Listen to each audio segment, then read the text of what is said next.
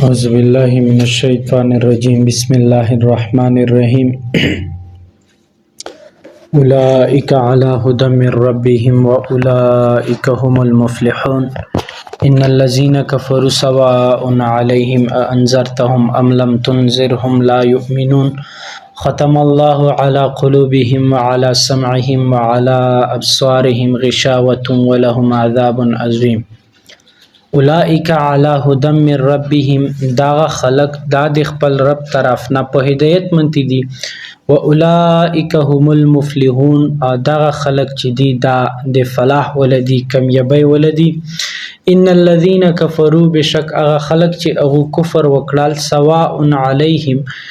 برابر خبره د په دایمنته انذرتهم کای محمد صلی الله علیه وسلم ته دا خلق وډور کې ام لم تنذرهم یا دا خلق ته ونډور کې لا یؤمنون دا کله ایمان وروړون کې نه دي ختم الله علی قلوبهم الا پک مهر لګول دا د دې پزړو منته وعلى سمعهم او د دې په غږو منته وعلى ابصارهم غشاوه او د دې پسترګو منته پړدي دي ولهم عذاب عظیم او دغه خلقو د پرا ستر او لوی عذاب ده بسم الله الرحمن الرحیم قرآن مجید دا پیل رکو چې دا د کې الله رب العزت د دوه قسمه خلقو خبره وکړه یو هغه خلق چې هغه په خم مسلمانون دي او په خم مؤمنین دي مؤمنین خلص دي خالص مؤمن خلق تا الله پاک د هغه تذکرہ وکړه د هغه بیان وکړل چې به هغه کوم خلق تا هغه دغه خلق تا چې هغه متقین وی به صفات بیان کړل چې هغه ایمان وروړون کی په غیب باندې المسکه مون کی چې مشتر ذکر کړه دا هغه خرج کوون کی وی نبی علیہ الصلوۃ والسلام نه پیلا چې څومره انبیا باندې کوم کتابونه نازل شوی دي په دو ایمان وروړون کی وی دا رنګ په نبی علیہ الصلوۃ والسلام باندې کوم کتاب نازل دا دمتي ایمان وروړون کی وی او د اخرت باندې یقین کوون کی وی نو بیا قرآن فرمایل چې اولئک علی هدى من ربهم چې دا خلق دي چې دا په هدایت باندې دي یعنی دې کې پیله مؤمنینو تذکرہ وشولا المتصفون بالصفات المذکوره بالآیات المذکوره یعنی چې د چرته آیتونو کې کوم صفات بیان شول دا صفات په دې کې وی بیا الله یې چې دا خلق چې دا کامیاب ده او دا رب طرف نه په هدایت منته دا تفسیرونو الله هدم من ربکم معنا دا کړي الله نور من ربهم چې دی الله پاک طرف نه پرونو منته دي دا خلق چې د چرته کوم صفات په کوم خلقو کې وي و اولئک هم المفلحون او دا خلق چې هغه کامیابی ولدي کامیابی څه شدو مفسرینو په دې خبره لیکل دي چې کامیابی دا نه دو چې به یو سړی سره مال او دولت ډیر دا یو سړی سره عہده او منصب چک دا یو سړی سره جایداد او پراپرټی زیوتی دي بلکې کامیابی دا غدو چې د چرته صفات کوم خلقو کې روغلل بس دا کامیاب دا غي دي پر بیا دنیا او آخرت دواړه چې دي هغه کامیابی ته او کچره مال او جایداد دایته دا کامیابی بیا دې پر هرمانو خسران دا خسر دنیا والآخره قران نه چې به دا خلق چې دي دا خسری ولدي والخسران المبین او وزه خسری کې دي بلکې فلاح ول خلق هغه دا چې هغه د الله په احکاماتو د غي په پابندیو او چرته چې کوم صفات بیان کړل په دې کې وی بیا دا خلق چې دي دا کامیاب ده او دا عظیمه کامیابی دو دا دنیا کې هدو او آخرت کې هدو بل لا چې مفسرین لیکلي چې څلور خبرې چې وی څلور خبرې بیا دا سړی چې دا مؤمن ده او دا فلاح ولا دا کامیاب ده اول خبره دا چې وانيبوا الى الله نیبو الی الله چې یو سړی دی وسړی کې 10 پیله صفت داوی چې دا الله طرف ته متوجی وي الله طرف ته متوجی وي او درجات دویم هدایت او مفلح سړی هغه دا چې هغه ته بیا هدایت ملاوي شي دا پوسی خلیاري روان شي او دریم دا چې بیا چې دته هدایت جزل ملاو شوال کفر نه شرک نه بیزار شوال ایمان وروړل صحیح مؤمن شوال دی الله عبادت طرف ته لوړل او الله طرف ته توجه یې رغړله بیا هغه نه بعد په دغه هدایت منته دا مستقیم شي استقامت اختیار کی فاستقم کما امرت اهدنا الصراط المستقیم هغه به دا غلیاردو چې دا دریم دا په ودري بیا دا په هدایت منته دا فلاح ولدا کامیابی ولا سړه دا څلرم دا چې وربطنا علی قلوبهم چې الله یې چې موږ رابطه د دې زړونو سره وشي یعنی الله سره مربوط شي الله سره د دې رابطه جوړ شي بیا دا سړه چې دا څه شدا د فلاح ولدا او د کامیابی ولدا بل دا چې دی آیات نه چې د څومره د هدایت ولا خلق مراد دي کامیابی ولا خلق مراد دي خاص کر په دې کې صحابه کرام رضی الله علیهم اجمعین مراد دي چې به صحابه کرام داسیو چې هغه کې د چړته مسکورا څومره صفات چې وو هغه په صحابه کرام رضوان الله علیهم اجمعین کې موجود وو دی وجنه هغه د رب طرف نه په هدایت منتی او هغه کامیاب هو دنیا آخرت کې دواړه هغه کامیاب وو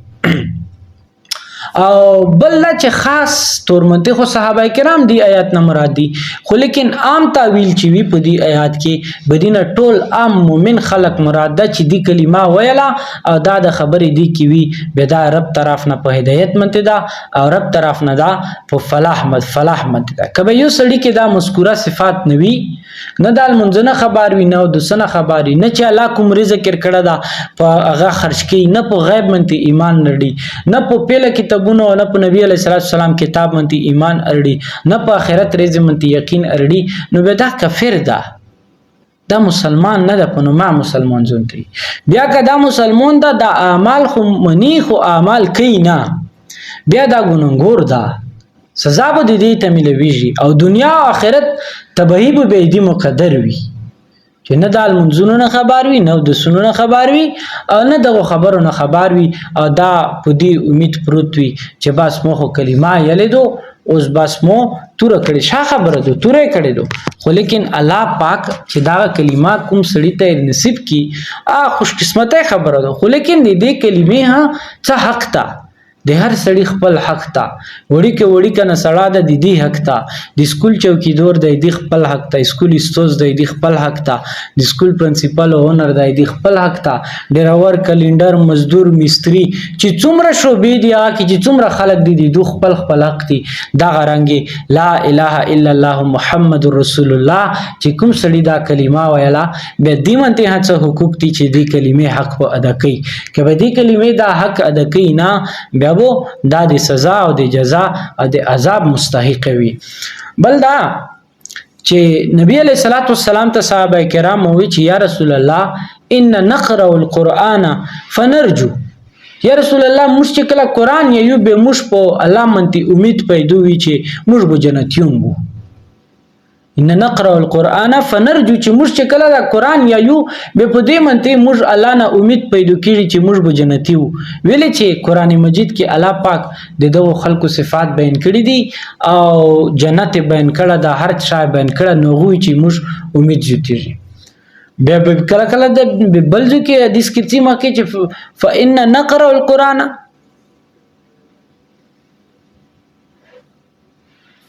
فيأنس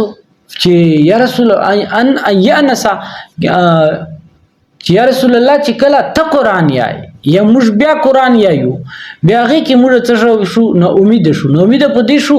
چې قرآن مجید کې سزا خبر ورغولې دي وحید خبر ورغولې دي سخت خبر ورغولې دي چې هغه موږ کسو و موږ نو امید شو چې داسې نه چې موږ جهنمین شو نبی علیہ السلام صحابه کرام رضی الله عنهم اجمعین تو فرمایل چې تاسو جنتیون یای او تاسو دې پرا فلاح د کامیابی دو دا خو د مؤمنینو ذکر دا مخکې دعا ایتونه چې دي د کې خاص د کافرونو ذکر ده د هغه خلکو ذکر ده چې هغه بالکل دا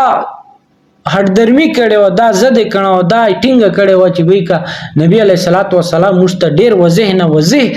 نشانات او معجزات وروړي وضح خبر یو کی کنه خو بیا موږ ایمان نه پورو نو ان الذين كفروا بشک هغه خلق چې هغه کفر وکړل یا کفر یل شي چې یو شاید ته پټ کې انکار وکي نو ایمان وروړل یا ایمان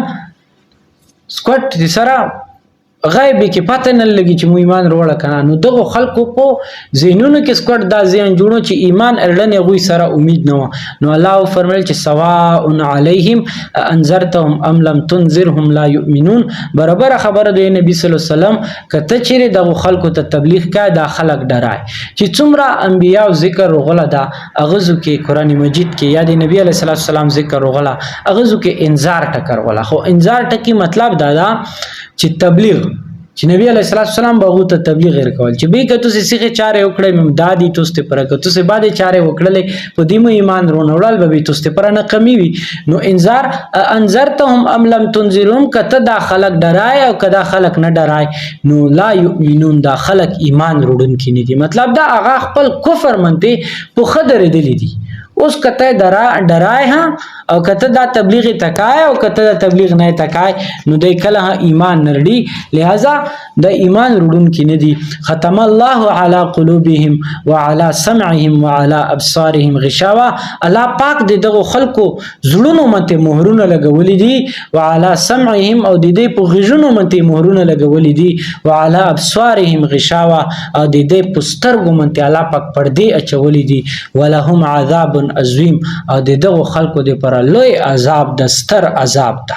دا کفارو بری کې خبره ده چې الله پاک د دې زلونو منته مور لګولا غږونو منته مور لګولا پسترګو پردي دي هر چا وضح شوالته. نبی علیہ الصلوۃ والسلام بری کې ټول خبره ده ته پاته و. صحابه کرام رضوان الله علیهم اجمعین وی ګرځي ته لوړل اغه کې یو پدری و چې نبی علیہ الصلوۃ والسلام خبره شروع شولا نو اغه ایوال مریر کولاو کړه او هغه کې چې کوم میمی او کوم مډل او کوم مجسمی جوړوي اتوي وی چې دا هغه خلکو دا عادت تا چې هغه چې کوم بدشون تر شوی هغه مجسمی یې شوی چې دا بدشاه تیر شو چا څنګه مرمر نه چا څنګه اچا څنګه. نو صحابه کرام رضوان الله علیهم اجمعین تا یو مجسمه دیر وخستله هغه پدری ارمره کولاو کړه مجسمه ورته چې دای تو سي نبی دا صحابه کرام ته چې موږ نبی علیہ الصلوۃ والسلام شکل او هیئت هغه داسې نه ده. تلال اخیری یو اخیری مرای وا هغه تر کولاو کړل چې هغه تر کولاو کړل هغه نه یو مجسمه ورو بصلا هغه د نبی علیہ الصلوۃ والسلام تشبیه ټایپ تا و هغه شکل ټایپ تا و. نو هغه چې صحابه کرام ته ورشل چې دای تو نبی ته چې موږ نبی داسې. حضرت حفصه رضی الله تعالی عنها هغه کته و اډنچا بیا صحابه کرامو پته نه وکړه چې د توسي دا ډنچا چې دو دا مو چې تنر وړي څنګه موږ جوړ کړی هغه ته وی چې موږ چې کوم کتابونه دي دا موږ د هغه مطابق جوړ کړی دي چې اخیری نبی چرسی هغه به داسې شکل او هیئت وي نو هغه مطابق موږ دا ډنچا جوړ کړی دي. نو هغه ته دمره پاتوا چې اخیری نبی به داسې شکل او هیئت وي داسې هر څه بیوي خو هغه نه بعد هغه خلکو په دې خبرې منته ایمان نه وروړل. نو ختم الله علی پاک دغه خلکو پزړونو منته مہر ولګوا. دلته کې مہر معنا ده بل ځکه دي چې